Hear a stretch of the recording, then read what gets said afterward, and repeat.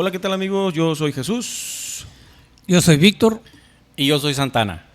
Y nosotros somos sus amigos del colectivo Sin Esquinas del espacio Vamos a Platicar. Y en esta ocasión tenemos de nueva cuenta, ahora sí con video para que lo conozcan, al señor Víctor Fernández. Don Víctor, preséntese.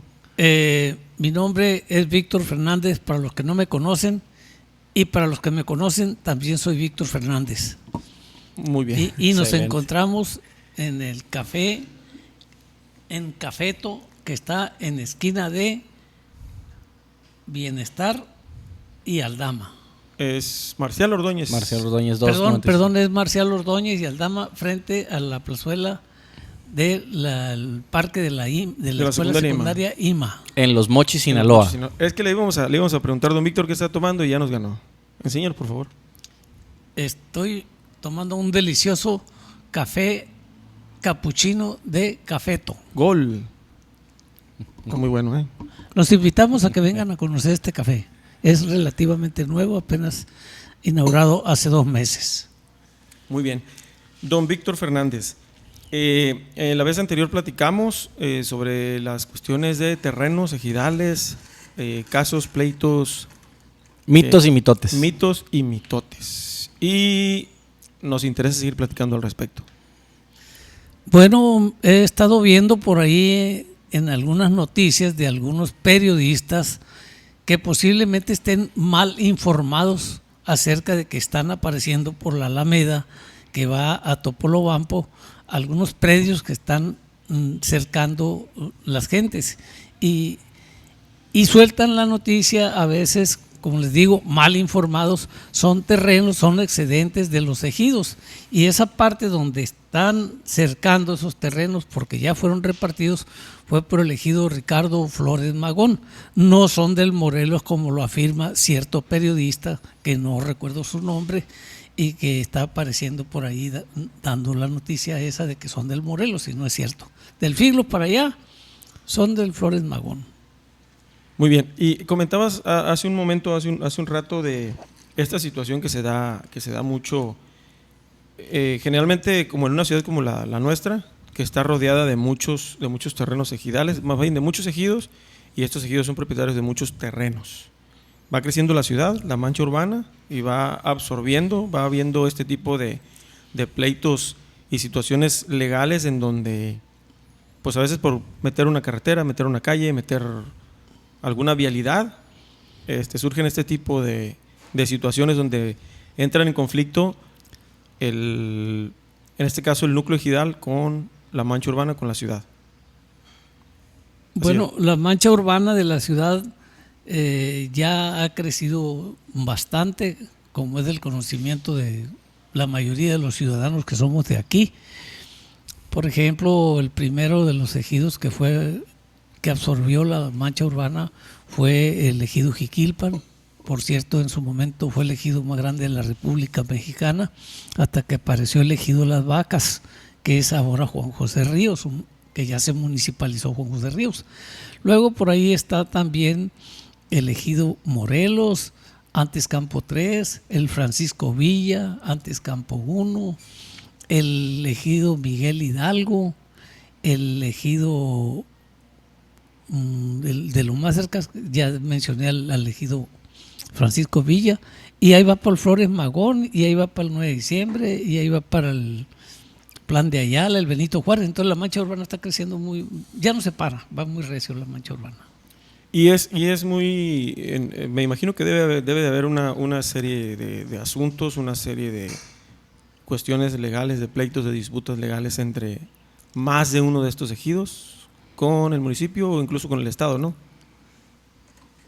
Generalmente se dan en contra de particulares porque piensan que esos terrenos son del municipio, y no es cierto, son excedentes de los ejidos que quedaron dentro del polígono, que en algunas partes los absorbían los canales drenes y que han sido cegados esos canales, esos drenes, porque ya no están funcionando para lo que fueron creados en su momento, porque todo alrededor era sembradíos de caña. Entonces se han ido recuperando por los ejidos esos excedentes, y como han crecido la ciudad, pues van teniendo mucho valor. Entonces mucha gente se quiere apropiar, invaden predios, y es una bronca que tiene que estar los ejidos, una bronca legal. Hay una pregunta, don Víctor. Entendemos que son predios que son de los ejidos. Más o menos, pues antes de que la mancha urbana los alcanzara, tenían un valor. Y ahora, cuando esta oferta y demanda, para darnos una idea, ¿qué tanto más ha incrementado el valor de estos terrenos? ¿El doble, el triple, el cuádruple de lo que valían?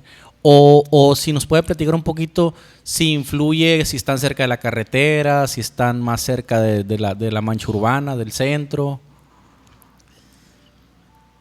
Bueno, mientras más servicios tengan, los valores van incrementando.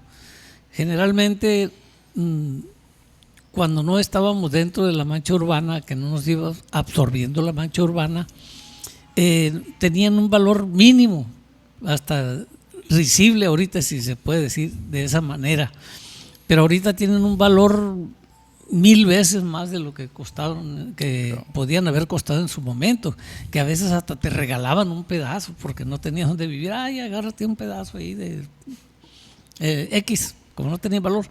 Pero ahorita, como ya tienen todos los servicios, agua potable, algunas partes pavimento, drenaje, todos los servicios con que cuenta una ciudad. Entonces, pues eso le va dando más valor, más plusvalía a los terrenos. Yo recuerdo esas historias que platicabas antes, que te decían, quédate con este pedacito, ahí me lo vas pagando, y hablábamos de pedacitos y eran terrenos de 20 por 40, pues, 30 por 50, ¿no? Una cosa de esas. Eran 300 metros cuadrados, 400 metros, 800 metros cuadrados, eran unos terrenos inmensos, grandísimos. Como están ahorita, que donde va creciendo la mancha y que son casas de interés social, donde en un terrenito de 7 por 15 o de 7 por 18, de 7 por 20, y ya te hacen una casa, una residencia de 2 recámaras con todos los servicios. Entonces los terrenos que teníamos como ejido, algunos tenían, por ejemplo, Juan José Ríos son de 40 por 40, en Jiquilpan eran de 30, creo, por 40 o por 50. En el Morelos eran de 25 por 50. Entonces, como eran muchos terrenos demasiado grandes para los ejidos, pues se repartían de acuerdo al número de ejidatarios y se dividía esos terrenos, y de acuerdo a lo que te tocaba eso te daban. Además, cuando repartió el general Lázaro Cárdenas del Río, que hizo el decreto de formar los ejidos, los solares tenían que ser lo suficientemente grandes como para que cultivaran sus huertos familiares, de sembrar lechugas, tomate, todo lo que pudieran sembrar de acuerdo al conocimiento de cada ejido o de cada ejidatario. Por ejemplo, mi padre, que era ejidatario del Morelos, tenía uno de 25 por 50, y con una mula y un arado sembraba 2 surcos de lechuga, 2 surcos de ajo, 2 cebolla, en fin, cantidad de cosas que ahí mismo teníamos para el sustento de la familia. Don Víctor, hay una duda. Cuando dicen, pues vendían a precio irrisorio o regalaban el terreno, ¿era la palabra o ibas a algún lugar y le decías, le voy a ceder o le voy a vender a esta persona? O sea, ¿cómo funciona una compra dentro del mismo ejido? Si yo quisiera, que no estoy en un ejido y quisiera pertenecer en este caso al ejido, o ya sea que porque me regalen un terreno lo compre, ¿a quién tengo que acudir? ¿Quién es, para que sea legal, no más que solamente la palabra del dueño actual? Bueno, si acaso algunos tenían el conocimiento de plantearlo ante una asamblea, que tú como ejidatario le ibas a ceder a una vecindado, como les llamaban a los que no tenían el derecho parcelario, le llamaban a vecindado y tú le decías, oye, le voy a dar a mi compadre o a mi pariente o a un amigo una parte de mi terreno, que le voy a dar 10 por 20. Entonces se hacía una carta de posesión, porque no había entrado escrituras, vamos a decir. No había entrado Coret que es el que regulaba la tenencia de la tierra, hasta que entró Coret ya se regulaba y ya te hacían tu escritura pública y ya tenías un pago del predial. Era una carta para que pudieras tener. Ya tenías tu clave catastral con la escritura pública, pero antes nada más era de palabra. Muchos fueron de palabra y muchos sí tenían ¿qué te puedo decir? Tenían el documento de la Junta Ejidal. El documento o el conocimiento para decirle al ejido, hey, le doné, y hacían una carta de posesión nada más. Una carta de posesión del ejido. Así es. ¿Qué es Coret? ¿O qué institución es? ¿Desde el Estado, desde el municipio, desde el federal? Coret es federal, porque es el que regula la tenencia de la tierra a nivel federal. Entonces, por ejemplo, aquí en los ejidos, cuando expropiaban por la necesidad misma del crecimiento de la ciudad, para hacer alguna colonia, algún sector, tenía que entrar Coret a regular todo eso para que salieran ya las claves catastrales. Oh, qué interesante. Qué interesante todo este tema de... Es muy extensa la información, ¿no? Yo estoy dando así a rasgos generales, ¿verdad? de lo que sucede, pero es muy extensa la información que existe de todo esto. Sí, pero también tenemos que entender que son usos y costumbres de aquel entonces, digo, que a nosotros nos tocó a lo mejor de niños solamente haberlas escuchado por ahí, pero o sea, aquí están 10 por 20 para que te instales y empieces a tener un patrimonio, ¿no? Qué padre esa solidaridad y esa ayuda, ¿no?, entre la gente. Y además que, me imagino, además de cultivar, pues te permitía tener un espacio donde podías criar a lo mejor algunas gallinas, a lo mejor algún otro tipo de ganado, ya sea chivos, borregos o de ese tipo de cosas, ¿no? Precisamente había muchas personas que sí tenían sus vaquitas ahí, tenían un corralito ahí al fondo del solar, tenían su letrina, porque en ese tiempo no había ni agua potable, ni drenaje, en muchas partes no había luz. Entonces, pues ahí iban acondicionándose cada quien para vivir algunos tenían 4 o 5 vacas, otros no tenían, algunos criaban cochis, otros criaban gallinas, para medio vivir, ¿no? De eso se mantenían a la familia. ¿Y cuántas historias, no?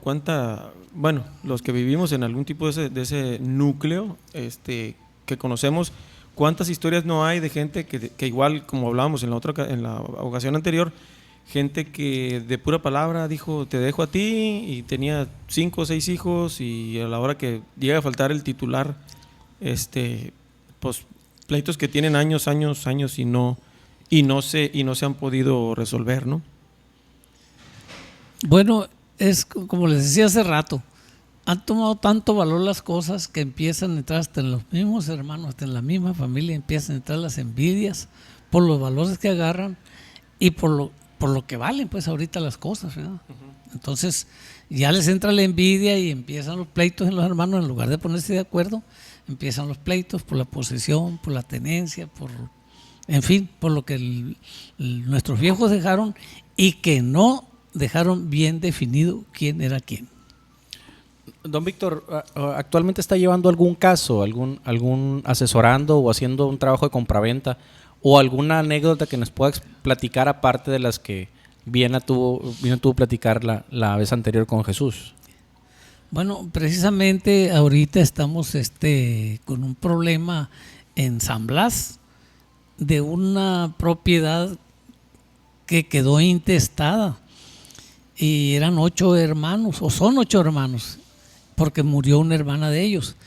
Entonces, murió intestado el señor, murió intestada la señora, y los señores, es tanta la ignorancia muchas veces de la gente, o el disimulo, porque a veces no es la ignorancia, es el disimulo. De decir, ay, ahí se va, ahí se va, ahí se va. Y pasó el tiempo, y ahora que quisieron vender, es una bronca porque no tenía ni siquiera el acta de defunción de los dos señores que hacía tiempo que habían fallecido. Entonces, hay alguien que quiso comprar o que les va a comprar, y hay que empezar una tramitología de que te lleva meses y meses y meses, porque hay que ser edictos, porque si hay más derechohabientes, que si no, que se murió una de las hermanas y dicen ellos, no, ya no tiene derecho porque ya se murió. Sí tiene derecho, tenía un marido y tenía hijos. Entonces la parte que le corresponde proporcionalmente a cada uno de los 8, una parte de esas es para los que haya dejado la señora esa. Y en ese caso, por ejemplo, hablando específicamente de ese punto que me parece muy interesante, fallece ese heredero, y esa parte se va para la familia. La familia tiene que hacer su propio juicio, su propio edicto, su propio trámite para la repartición de ese porcentaje. Bueno, cuando se llega al acuerdo, cuando ya se llega al acuerdo de todo esto, que es en el juzgado de lo familiar, ahí determinan el porcentaje que le corresponde a esa familia de la que murió, de la hermana que murió de esta familia. Entonces hay un juez, ¿verdad? Hay un juez que lo determina. Ahí se ponen de acuerdo, y si no se ponen de acuerdo, a veces se van pleito y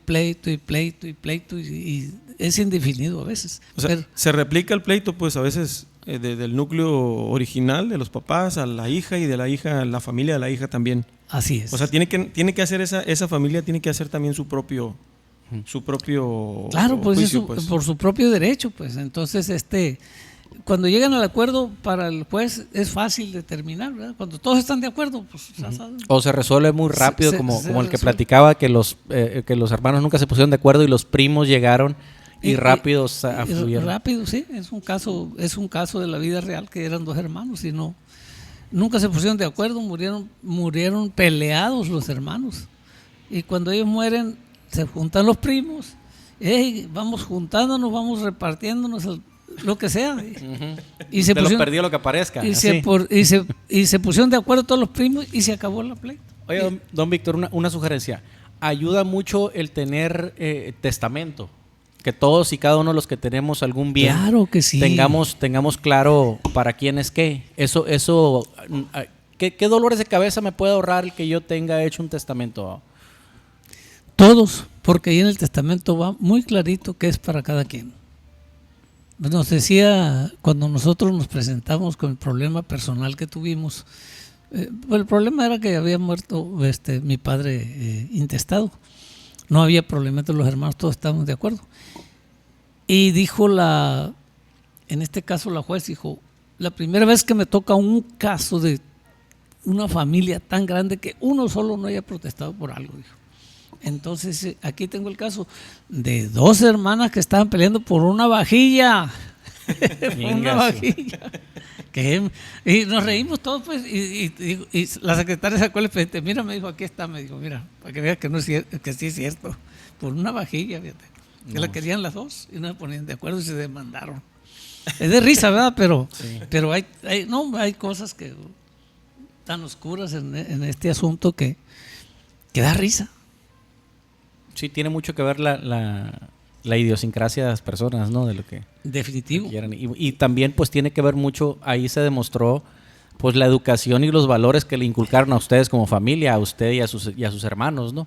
Que rápido, con comunicación y con ánimo de salir adelante, decidieron ponerse de acuerdo, ¿no? Y que todo fluyera. Afortunadamente así fue, fíjate. Mi padre siempre fue un hombre muy justo, muy cariñoso, que siempre le ayudaba cada vez que podía, le gustaba ayudar a los demás. Imagínate, con su propia familia nos dio todo, todo su amor, todo su apoyo para lo que nosotros decidiéramos. Nos llevamos nosotros muy bien, así como me llevo yo con mis hijos, así nos llevamos con mi padre nosotros. Suena a este chiste y a meme, ¿no? Pero ¿cuántas veces no hemos escuchado el chiste y hemos conocido historias, esa clásica historia de que la familia se pelea en la Navidad por los terrenos de la abuela, ¿no? ¿Cuántas hay? Tengo una amiga muy cercana que me platicaba que su familia era muy unida y siempre en Navidad posteaba, ¿no?, en sus redes sociales, aquí en el rancho fulanito de tal, con mi familia, con mis tíos, que no sé qué. Y de repente el año pasado ya pone, chale, tan bonitas que eran las juntas, todavía no se muere mi nana, y mis tíos ya se empezaron a pelear por los terrenos. ¿Cuántas historias, no, de esas? Muchos. Y en cada núcleo hay cantidad de... En cada núcleo ejidal o en cada rancho, en cada hogar, digamos, en cada hogar hay broncas entre hermanos. ¿A qué cree que se deba, don Víctor? ¿Es un tema de idiosincrasia, de educación, de formación, de criterio? Yo creo que son los valores que te inculcan desde pequeño. Y aún así, con todo lo que te inculcan de valor, no falta a veces en una familia grande que uno no se ponga al brinco por cualquier cosa, porque cree tener más derecho que los otros. Pero bueno. Era como el ejemplo aquel que yo recuerdo del billete de 5,000 pesos, cuando los billetes eran de... Lo que son 5 pesos ahorita era un billete de 5,000 pesos con dos personas que todos los que estamos aquí conocemos, que alguien se encontró como las 2/3 partes y reclamaba, y el otro se encontró la tercera parte del billete de 5,000 y decía, es que a mí me tocan 2,500 y 2,500. No, decía, es que mi pedazo de billete es más grande, ¿no? Uh-huh. Pero sin el otro pedazo, pues no valía nada el billete, ¿no? El billete tenía que estar entero para que tuviera valor, ¿no? Así es. Sí, ¿cuántas cosas se dan en estas situaciones, ¿no? Porque sí estoy de acuerdo con usted, es un tema de valores, porque puedes tener, incluso puede ser analfabeta la persona, puede no haber tenido una educación, pero si tiene valores y comprende que las cosas, pues deben todos tienen derecho, ¿no? O hay un derecho intrínseco, y más si no dejó un testamento esta persona, pues sí hay que ponerse de acuerdo de la mejor manera, porque entre más tiempo pase, pierdes tiempo, y el tiempo es muy valioso, y aparte dejas dinero en la mesa dándole a abogados, a los notarios. Entonces a veces tal vez pierdas más de lo que terminas ganando, ¿no? Sí, hay por ahí, pues, un caso, ¿no?, que yo conozco, de un familiar, bueno, no es familia mía, es un familiar político, en donde le dan acceso a un cuarto que había en el fondo del solar, y ahorita está, pues, hasta con demandas, ¿no?, y todo, que se usa mucho eso, ¿no?, en este tipo de situaciones, sobre todo en la gente que es gente de los ejidos. Se usa mucho esto de que, ¿sabes qué?, se demandan unos, se demandan otros, y hay demandas a diestra y siniestra, y se demandan por ese tipo de pleitos y por muchos otros, ¿no?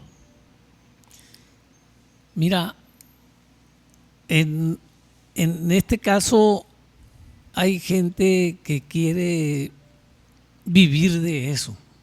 Parece mentira, pero de eso quieren vivir, fíjate, de las broncas. Pues te digo, no hay valores. Conocemos casos donde han llegado a casi matarse a golpes, a agarrarse a machetazos por un pedazo de tierra. ¿Por qué? Porque los valores están en cero. En el caso que comentabas ahorita tú, no hay ningún valor ahí. No hay ningún valor, porque aun cuando no tiene derecho a una parte que ni siquiera era de él, era de otro, que se lo dieron a otro, y se mete y quiere alegar que tiene derecho a eso sin tener ningún derecho de nada. Entonces, ¿qué pasa? No hay valores. ¿Habrá alguna, bueno, a lo mejor hasta no tiene ni caso la pregunta, pero ¿habrá alguna manera de, en este tipo de casos, por ejemplo, de acelerar el proceso por la vía legal, por la vía derecha, que digas algún instrumento que ayude a que esto se acelere, que se destrabe rápido? Bueno, si el que aplica la ley la aplica realmente, decir, no, esto es así, así. Pero si el que aplica la ley le va dando largas y le va dando largas y le va dando largas, aun cuando sabe que el que tenga la razón es al que le debe dar la razón y el derecho. Y no lo aplican por la falta de criterios a veces, aun cuando la ley está ahí. Está ahí, dice que tú eres el que tiene el derecho y el otro no. Pero no la aplica y le va dando la oportunidad que el otro vaya peleando y le dan largas. ¿Verdad? Pero cuando hay alguien que determina, no señor, usted no tiene la razón y vas para afuera. Porque la ley así lo dice y tú te vas. Entonces, ahí también en muchos casos la ley no está bien aplicada. Ahí sí no es de que no me digan que la ley es la ley, ¿no? Sí. Así es. Sí, lo que debería ser es que la ley fuera pronta y fuera expedita, ¿no? Que fluyera rápido, pero desgraciadamente pues tenemos un sistema judicial que en ocasiones es lento, ¿no? Y no nos permite que esto salga. De por sí, quiero imaginar, como platicaba, que era un expediente que estaba grandísimo, que se van formando, no es fácil analizar muchas cosas, ¿no? Y si no hay, así lo veo yo, si no hay una voluntad de todos para ponerse de acuerdo, pues menos fluye, porque todos piensan que tienen el derecho a, y no necesariamente. Si la autoridad es lenta, pues va a tardar más tiempo en aclararse el asunto o en no aclararse, ¿no? Don Víctor, ¿nos puede recordar el proceso que es una vez que fallece el propietario? ¿Cuál es el proceso a seguir? ¿Nos puede echar la mano con recordarnos cuáles son los pasos, porfa? Bueno, si el propietario del bien inmueble no dejó definido bien, hay que ir ante un juez, ante la ley, para hacer el proceso de adjudicación a quien le corresponda. Pero para esto se lleva un tiempo determinado que a veces por la falta de la documentación, por la falta de información de los mismos derechohabientes, que se va alargando el proceso. Entonces, si te piden tal o cual documentación, debe de ir completa. Porque si te faltó algún documento, lo que te pidieron para darle celeridad a esto, pues ya se retrasa. Sí, la pregunta también va por esta cuestión de que fallece, hay que ir con la autoridad, luego que la autoridad recaba la información, luego se corren los edictos. Se corren los edictos cuando el bien del propietario de ese bien no dejó bien determinado quién es el heredero. Porque puede ser que dije, aquí tengo un hijo, tengo 5 hijos, pero resulta que tengo por allá 1 o 2 hijos regados y esos también tienen derecho. Y vienen y reclaman ese derecho, entonces sigue el proceso hasta que el juez determina, a ver, compruébame que aquí está, donde yo soy hijo del Señor. Y por allá sale otro, por eso se corren los edictos. Aquí, por ahí dice, ¿cómo dice? Que se crean con derecho a la sucesión de fulano de tal, bla, bla, bla, bla, bla. Se tiene que presentar ante esa autoridad para decirle, aquí está, yo tengo derecho porque soy hijo. Y por allá apareció otro y ya va a cerrarse el juicio, aquí estoy, yo también estoy.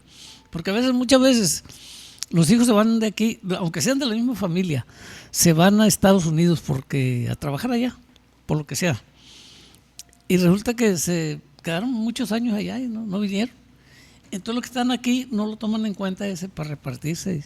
Pero de pronto viene aquel y dice, espérense, aquí estoy yo también. También tiene derechos. También tengo derecho y entonces ahí va otra vez para atrás el proceso. Don Víctor, ¿le ha tocado, en estos minutos que nos quedan, nos gustaría que nos comentara si le ha tocado algún caso de estos donde haya un albacea? O nos puede platicar un poquito qué es la figura del albacea que ayuda. Y el albacea es el que nombran todos los propios como representante para toda la tramitología que haya que hacer, ¿no? Para no estar yendo todos allá. Entonces, lo nombran como albacea pero además, si dentro de ese nombramiento le dicen, oye, queremos que se venda esa parte y que se nos reparte igual, entonces se le tiene que dar un poder de todos para que los represente y a la hora de vender esa parte ya les entregue a cada quien lo que les corresponde. Entonces sí ayuda tener una figura de albacea, hace que esto sea más ágil, que Claro sea más que sí. rápido, ¿no? Así es, sí, porque a lo mejor no todos pueden, cada vez que los llame una autoridad, no pueden ir todos. Que no estén yendo a firmar todos los papeles en todo momento. Exactamente, Entonces hacen una sola persona tiene la facultad de tomar las decisiones de lo que el de negociar por todos, porque le dieron ese carácter. Entonces ya se negocia y a la hora que tengan, vengan, fírmenle porque ya. Es una gran responsabilidad esa y es que gente que tiene que tener pues una honorabilidad y una forma de que los demás lo vean como que es una persona confiable, seria y aparte que va a hacer las cosas y que sabe de leyes también, que sabe de lo que está viendo, ¿no? O sea, Bueno, si tienes a veces más que saber de leyes es el buen juicio de la persona esta para tomar decisiones lo más acertadas que se puedan, ¿verdad? Aunque no sepa de leyes. Entonces le dan ese carácter y él cuando ya se va a hacer algo, hey, hay esto así, ok, adelante. Entonces van a venir a firmar tal día porque se va a vender X, la casa o el terreno o lo que sea, el tractor o el camión. Entonces ya le dan esa responsabilidad y ya vienen y firman y cada quien se recibe su parte. ¿Cómo ves, Jesús? Qué interesante, ¿no? Muy, muy interesante el tema. Hay muchísimo de qué platicar, muchísimo de qué estar informado sobre todo. Ya nos comimos el tiempo, pero la verdad seguramente vamos a hacer más. Quedó para más capítulos. ¿Algún mensaje con el que se quisieran despedir, don Víctor? Bueno, yo les quiero decir pues que no soy la máxima autoridad para hablar de esto, pero lo poco que yo sé lo quiero compartir cada vez que sea necesario. Lo poquito que yo sé, ¿verdad? Porque sí es muy extenso esta plática. Sí, yo no me queda más que agradecerle a don Víctor la participación. Yo hoy aprendí mucho. Me quedaron claras muchas cosas que para mí eran ajenas. Yo espero que para los que van a poder escuchar y ver este podcast también les sea de utilidad. Y yo deseo que no sea la única vez que venga aquí con nosotros a participar don Víctor para echar la platicada de este tema. No, seguramente no va a ser la última. Le vamos a tener que hacer manita de coche con una buena taza de café de aquí de nuestros amigos de Cafeto, que está recomendable, pero muy recomendable. Muchas gracias, nosotros somos sus amigos del colectivo Sin Esquinas, esto fue el espacio Vamos a Platicar. Recuerde, si quiere platicar con nosotros de cualquier tema, el tema que sea, con mucho gusto, mándenos un mensaje y con mucho gusto platicamos, siempre y cuando pues, el tema sea interesante para todos. Recuerden, si les gustó el capítulo, por favor, recomiéndenlo, y si no, no digan nada para que caigan los demás. Esto fue sus amigos del colectivo Sin Esquinas, Vamos a Platicar. Nos vemos, gracias, con permiso. Gracias. Gracias.